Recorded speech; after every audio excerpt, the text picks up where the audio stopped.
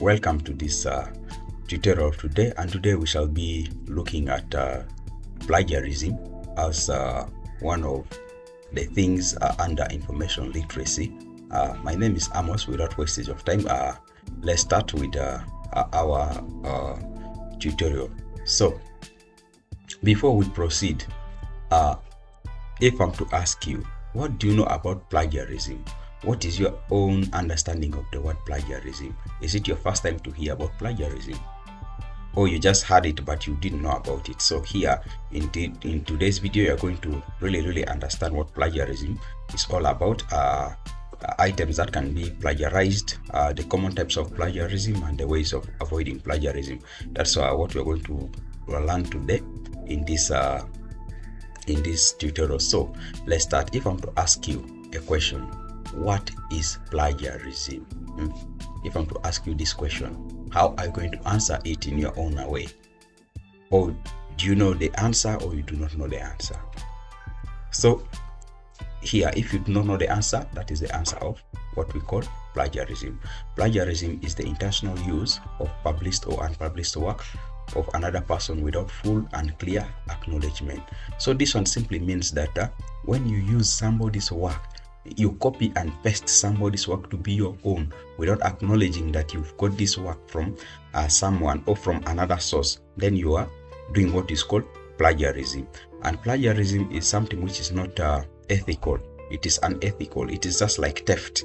You're trying to steal someone's work to be your own because you have not acknowledged that you have got this work from someone or from a given source. So that's what we really mean by plagiarism. So please, let's go to and see examples of items that can be plagiarized. Okay, so these are the examples of the items that can be plagiarized. So one, we have essays, we have examinations, we have oral or written reports, homework assignments, laboratory reports, computer programs, music scores,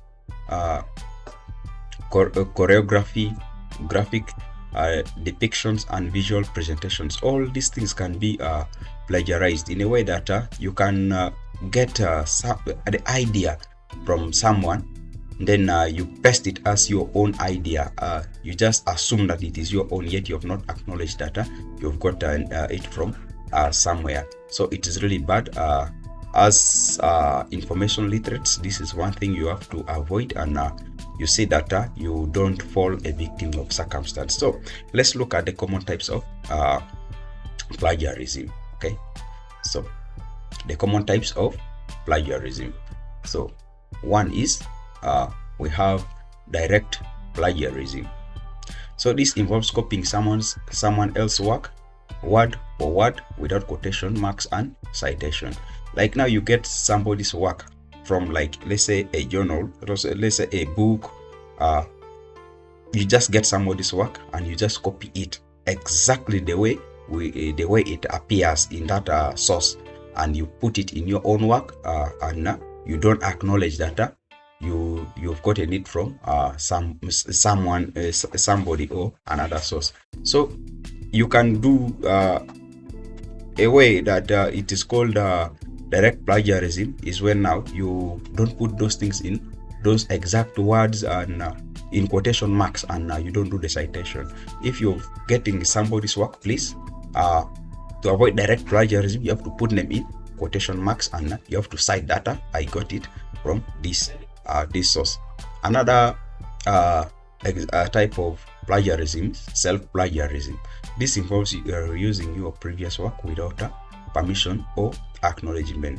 This is common in research works that we do. You find that you are carrying two similar researches about something. Then you get your work of the previous research and you just paste it in the current research. So that is what we call self-plagiarism, because now first of all, you are not telling your supervisor that what I've put here is what I've carried out before. You see, your previous research, you don't tell your supervisor. So that is plagiarism, and when you are caught, it can really lead to disqualification of your research, so it is also bad.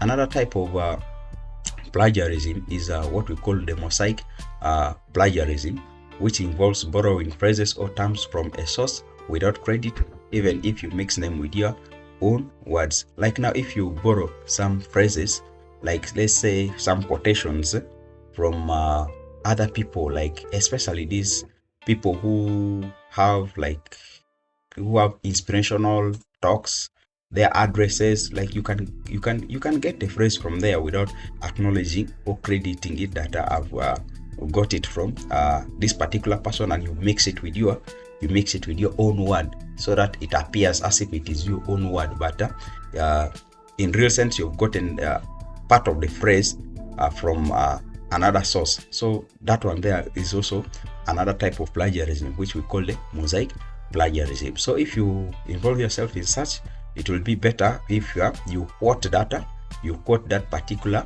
phrase that you've gotten, then you can also add in your words.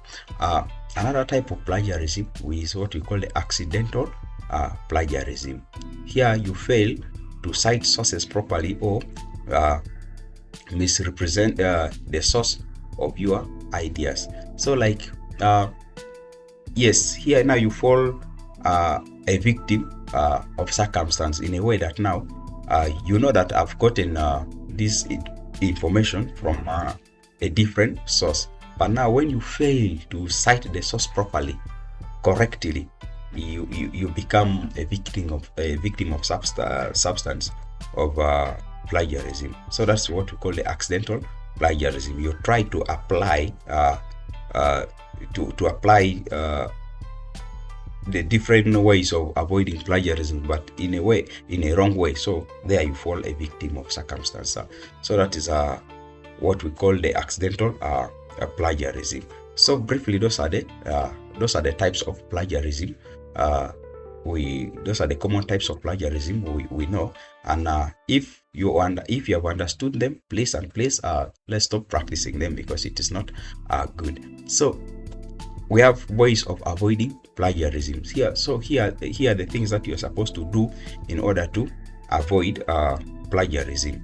So one of it is you understand what constitutes plagiarism. For example, direct plagiarism, self-plagiarism, mosaic plagiarism, and accidental plagiarism.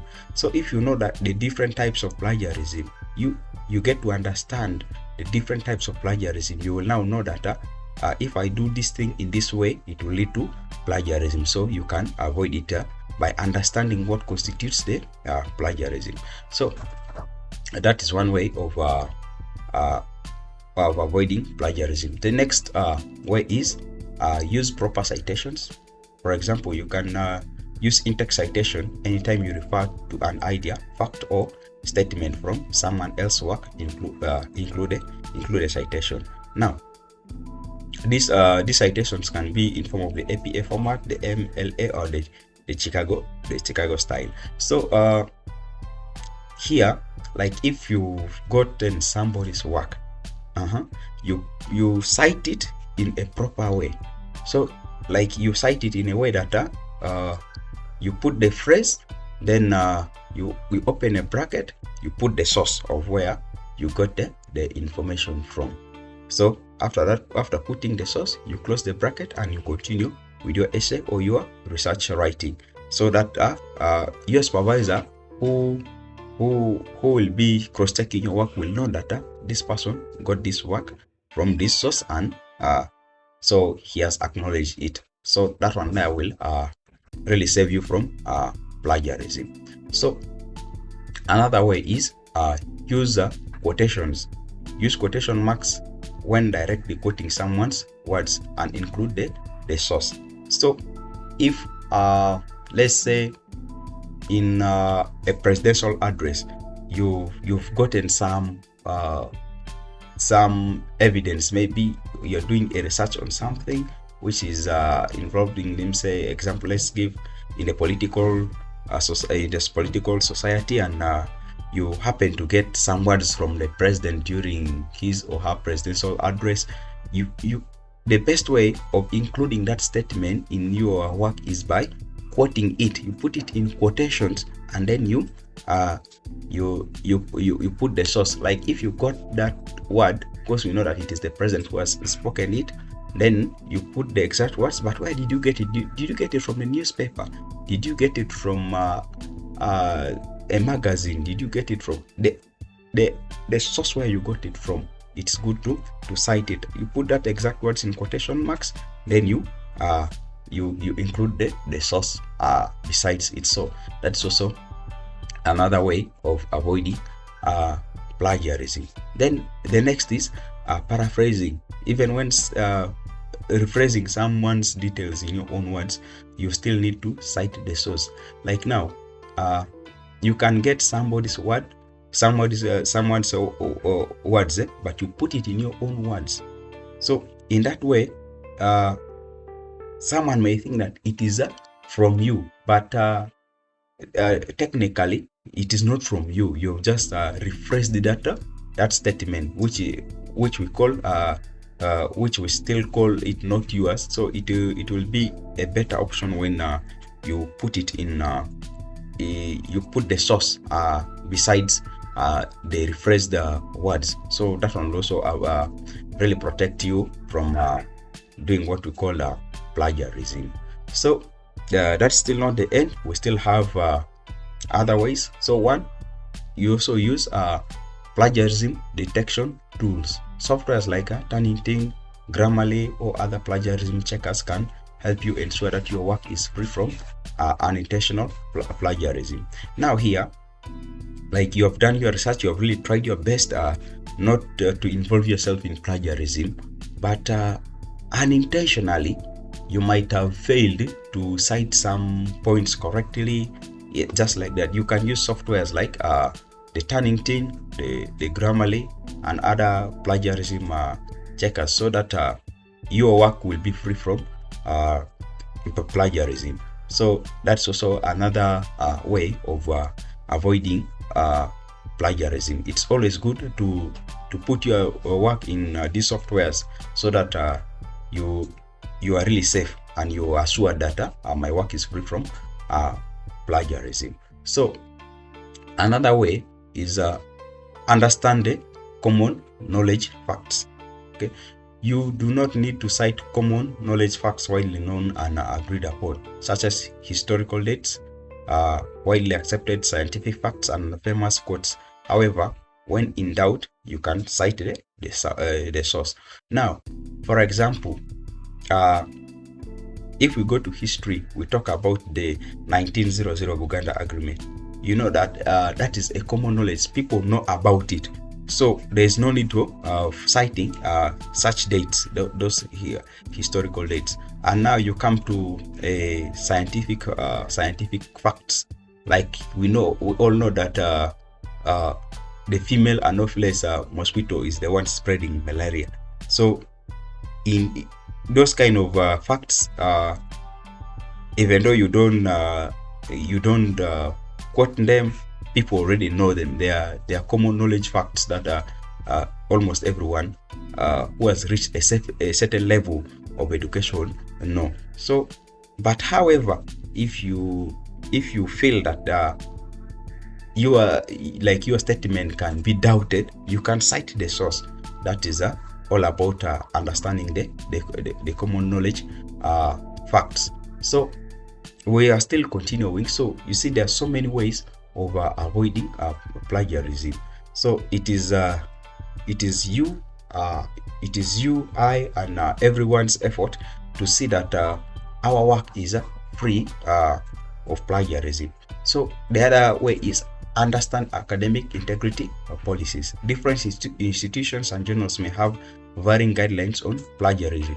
Always be familiar with your institution's specific rules and ethics related to plagiarism. Now this one calls for following instructions when you are doing a particular research. Maybe there are certain, let's say there are certain things you are not allowed to do, but now like you are not allowed to view the recent the previous researches done by other people, but for you go and you try to do it, you find that you have already committed plagiarism. And there are other sources, maybe they'll restrict you from accessing certain sources, and they tell you that you make sure you get your information from this source. Yes. So when you're being restricted, you have to really follow those rules and policies, so that you don't fall a victim of circumstance. So that's also another way of avoiding plagiarism.